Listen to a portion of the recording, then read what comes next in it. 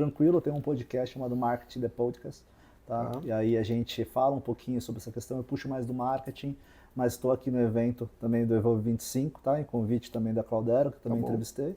E a gente vai bater esse papo sobre o evento, mas também puxando para o NVIDIA. Tá bom, como você quiser. Se eu puder responder. A gente fala de Flamengo e Palmeiras também. Tá bom.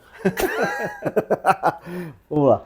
Pessoal, aqui é um prazer sempre estar recebendo aqui o Guilherme, tá? Guilherme Furken, certo? Furken. Eu estava decorando aqui, gerente de vendas corporativas Latam da NVIDIA, aqui no evento Evolve 25, que a gente está por convite da Cloudera, também com a assessoria Sing, que fez isso acontecer com esse papo aqui no Rosewood, que eu comentei Roosevelt, como a gente fez essa troca, mas é Rosewood aqui. Guilherme, obrigado por estar conversando com a gente, viu, cara? Obrigado aí pelo espaço. Muito obrigado. Cara, como que é para vocês, tá, hoje da NVIDIA? A NVIDIA tá em alta, né? Na verdade, se tornou, eu estava até brincando, que estourou a bolha. A NVIDIA não é mais só uma empresa de tecnologia, não é mais isso. Basicamente, hoje, como eu estava te comentando, a camiseta lá, NVIDIA, é coisa que a gente quer e tudo mais. Como que é para vocês, tá aqui no Evolve 25, essa parceria com a Cloudera que vocês têm, como que é hoje para você isso, como que é a importância dessa parceria aí para a NVIDIA? É um ponto que é importante, a NVIDIA, a gente é o que é através do nosso ecossistema.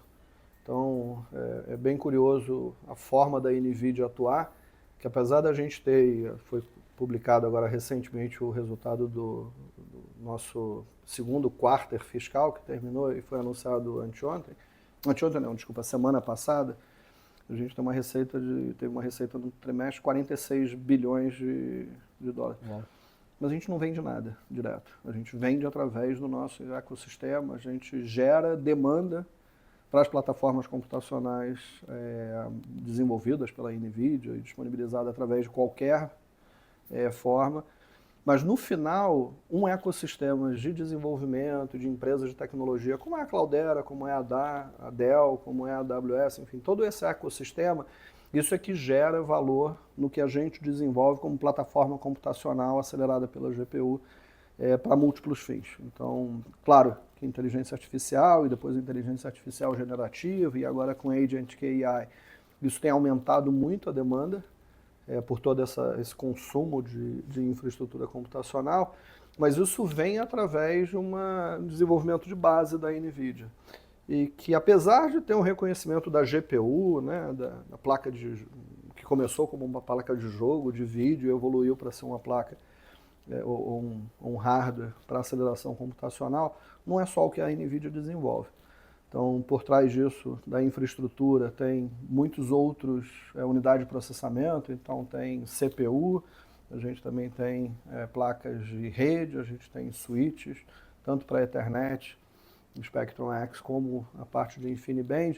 E por cima disso tudo, que a infraestrutura tem toda uma camada de software que a gente disponibiliza para a comunidade de desenvolvedores das startups e empresas como Cloudera, para que ela possa fazer um trabalho de aceleração computacional com o objetivo de reduzir o custo computacional e melhorar a assertividade dos modelos que estão sendo desenvolvidos.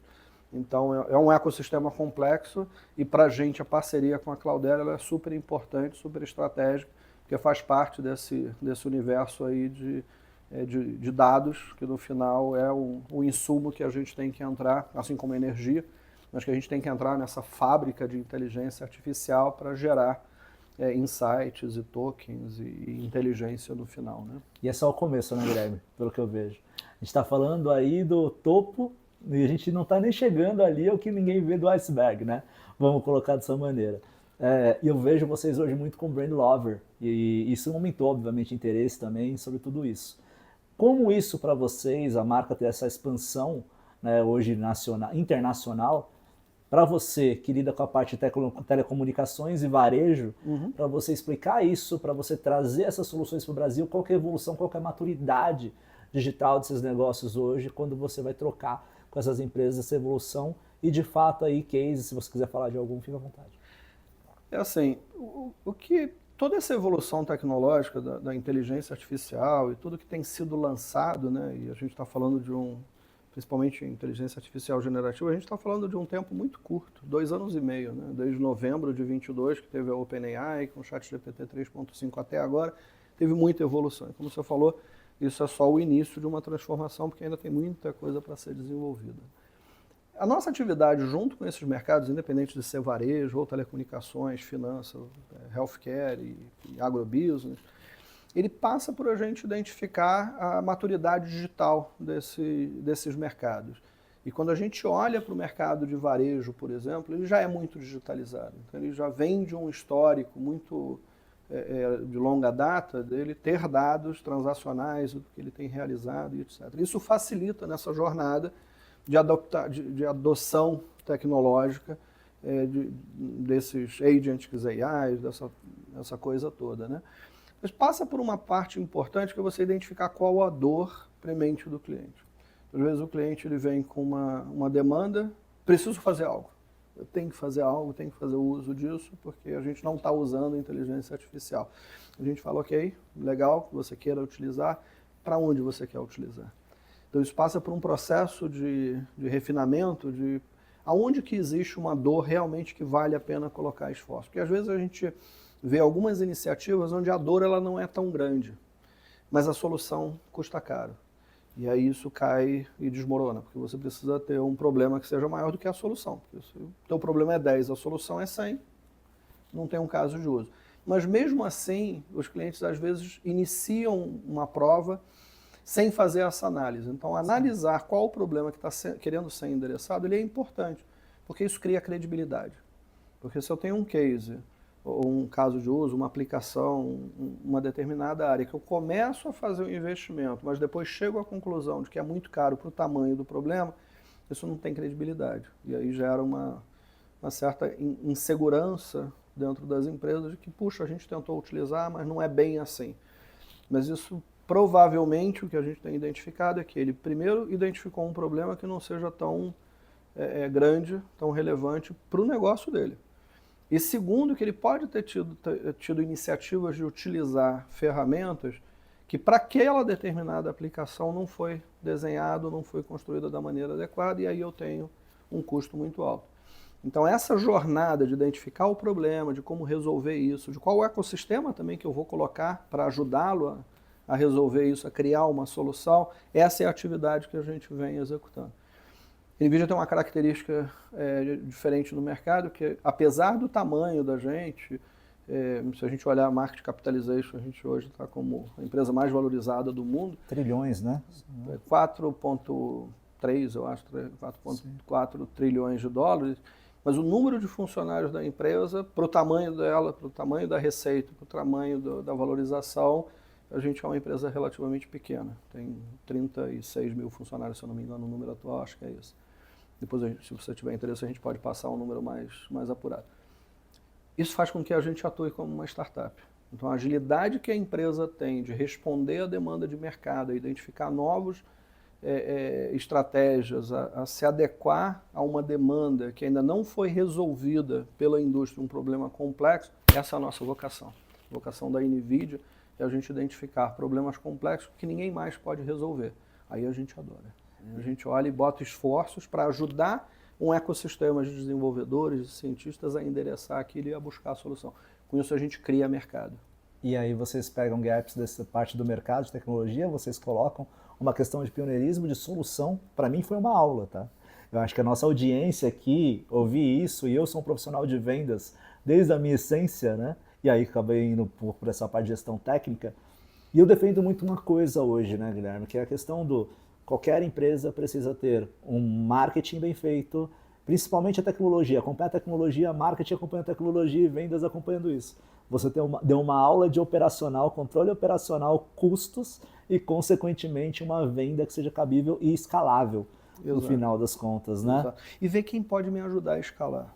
Porque, assim, hoje, você mencionou da Cloudera, que é o evento da Cloudera, mas junto aqui a gente tem a AWS, a gente tem Dell, que são parceiros nossos. Sim. Eles ajudam a escalar essa ida ao mercado. Então, eu quando participo de evento, raramente você vai ver um evento onde tem a NVIDIA sozinha. Sim. Eu sempre estou por trás de algum parceiro, porque o parceiro, esse ecossistema de parceiros, de sócios de negócio, ele é que faz a empresa escalar, a identificar problemas reais e a endereçar eles como uma solução. Então, eu não tenho uma solução, uma licença de prateleira que eu entrego para um cliente, seja um banco, um varejo, uma empresa de telecomunicações, de saúde, eu não tenho a solução. Eu tenho um conjunto de APIs e de SDKs, de livraria, de bibliotecas e framework que ajuda ele a criar uma solução, seja na parte de visão computacional, deep learning, machine learning, ciência de dados, generative AI, enfim, tudo isso que é bem amplo, né? Aí a gente pode ficar o dia inteiro falando das possíveis soluções que podem ser criadas, mas eu preciso desses desenvolvedores e das startups, que aí é uma fonte de inovação incrível. OpenAI, até pouco tempo atrás, era uma empresa do nosso programa Inception, que é um programa para startups, e aí ela se transformou no que se transformou. Hoje na América Latina a gente tem mais de 1.200 startups no nosso programa Inception, e nada afasta a gente, isso aqui é incrível dessa transformação tecnológica, da gente criar uma nova empresa que tem um destaque tão grande quanto teve OpenAI, DeepSeek, Mistral e etc., porque a tecnologia está democratizada. Sim. Então, o que um cientista que está no Brasil, que está investigando as novas fronteiras tecnológicas e tudo, ele tem o mesmo acesso das bibliotecas e das ferramentas que existem nos Estados Unidos ou na Europa ou na Ásia. Então, a gente tem esse cenário. Você falou de exemplos, a gente tem um dos nossos parceiros do programa Inception, que é a Doris.ai. Ela tem uma solução incrível. Adores. Você conhece? Conheço bastante. Então, super parceiro nosso. E a solução que eles têm de virtual probing, de você fazer o vestimento de uma roupa e etc., o que eles têm usando tecnologia de Stable Diffusion, que é Generative AI para imagens, Sim. a gente não tem outro parceiro no mundo que consegue fazer o nível de perfeição deles. Tanto é que a gente utilizou eles no evento da NVIDIA no início do ano, em março, no nosso stand lá, na loja que vende os tão brand lovers que você falou, né, de camisetas e agasalhos e etc. Tinha um totem da Doris para você exatamente experimentar, ter essa experiência de fazer a prova virtual de uma roupa, né, para demonstrar o nível de visibilidade que essa empresa, que é brasileira, começou aqui, ela tem e ganhou dentro da NVIDIA uma visibilidade porque a gente mostrou que ela está entregando mais do que empresas fora. Então, isso é uma demonstração assim, chave de empresa nacional fazendo inovação. E a gente tem dezenas e centenas de exemplos de outras empresas do Brasil, da América Latina, inovando e fazendo coisas tão boas ou melhores de empresas que estão baseadas no países desenvolvidos, entre aspas. Né? E aí é legal, porque eu conheço a Doris justamente de uma diferença que eles fizeram para a reserva. Perfeito. Né? Então eles fizeram uma diferença ali nos números da reserva de vendas. E não é aquela IA que faz o vestuário, fica largo, não fica adequado, não. Na verdade, não sabia dessa ligação com a NVIDIA. Por trás, ali por trás daquele processamento, tem tecnologia NVIDIA. Não só hardware, é importante enfatizar isso, não é só uma questão do hardware. Tem camadas de softwares que a gente disponibiliza no modelo open source para a comunidade de desenvolvedores, para que eles rapidamente possam implementar softwares, bibliotecas e SDKs que eles demorariam meses ou anos para desenvolver. A gente coloca isso à disposição da comunidade de desenvolvedores e a gente conquista esses caras. E no final, isso é que traz uma escala da NVIDIA, né, um flywheel aí de crescimento, porque a gente identifica a dor, identifica quem pode resolver, implanta, gera demanda, gera novas ideias e aí o bolo vai crescendo, o ecossistema vai crescendo. Eu sou muito fã, como eu te falei, eu sou um gamer raiz. Obrigado, porque isso fez a NVIDIA no início, uma empresa sucesso e referência da parte de gamers. Né? E eu adorei o fundador, por exemplo, falando, eu nunca vou deixar de atender ao mercado gamer, porque é onde está a essência. Eu agora falando, tirando essa cadeira fã, mas a cadeira profissional de branding, eu olho e falo, poxa, a essência está ali. Né? Então, no final das contas, ali está se mantendo a essência, a cultura da empresa através disso. Mas é importante essa parte do gamer, porque o desenvolvedor de gamer, hoje, ele usa a inteligência artificial para criar jogos. Então, é uma coisa que agora a gente tem ferramental de inteligência artificial ajudando na criação de games, ajudando na criação de fazer renderização e etc. Então, isso que eu falei de Stable Diffusion, que a Doris está utilizando para o Virtual Probing lá, para o provador virtual de roupa, é usado também no desenvolvimento de gamers. Então, no gamer eu não preciso renderizar todos os pixels, eu uso técnica de inteligência artificial para essa parte visual dos jogos. Então, uma coisa alimenta a outra. Eu tenho um jogo que eu adoro, jogo há 15 anos esse jogo, não sei como não fechei ainda, mas chamado The Witcher. E aí, no final das contas, sempre ali a primeira coisa que aparece é NVIDIA. Que bom. O logo ali, a hora que Obrigado. abre o jogo. Mas quando a gente fala disso, quais são, não sei, tudo bem se você não falar, tá? Não puder falar algumas coisas. Importância do Brasil pra gente fechar, né? Aqui a nossa pequena entrevista aqui, até já deixo aqui o convite pro Marketing The Podcast, pra gente fazer uma abertura maior também, mas os planos pro Brasil da NVIDIA, a importância do Brasil aí nos próximos anos, aí vamos colocar BN, porque as coisas estão muito rápidas, de repente, às vezes até um semestre. As coisas evoluem muito rápido, né? Olha, o Brasil, a gente tem um cenário bem propício à criação de grandes ambientes de inteligência artificial de data center. O governo federal, ele reconhece isso, tanto é que teve já o anúncio, ainda não foi promulgado, assinado pelo presidente da República, mas o ministro Haddad, ele numa visita recente aos Estados Unidos, onde ele convocou a imprensa, convocou também essa comunidade toda de desenvolvimento e criação e construção de data centers, reconhecendo a importância desse segmento de data centers como uma fonte de crescimento econômico sustentável do Brasil. E isso passa pelo fato da gente ter uma rede elétrica nacional, geração de energia renovável em abundância, e alguns grandes projetos já sendo traçados. Então, o Rio de Janeiro anunciou, o prefeito Eduardo Paes anunciou o AI City no Rio de Janeiro, com 1,5 GB de energia disponível ao longo dos próximos anos. Tem a Scala Data Centers, com um projeto também AI City em Eldorado do Sul, no Rio Grande do Sul, com apoio do governo estadual, do Eduardo Leite, onde tem o potencial de acesso a 6 GB de energia e um volume de investimento significativo nisso daí.